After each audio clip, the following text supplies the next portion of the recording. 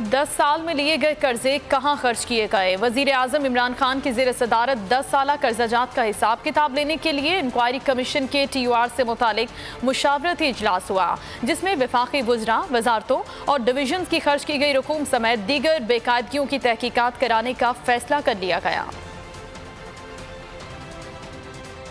अरबों रुपए का कर्ज लिया गया, किस किस ने माल बनाया, किसने कितना कमाया, अब सब पता चलेगा। वज़ीर आज़म इमरान खान की ज़ेर सदारत अहम इजलास में कमीशन के क़याम से मुतालिक TORs पर मुशावरत की गई।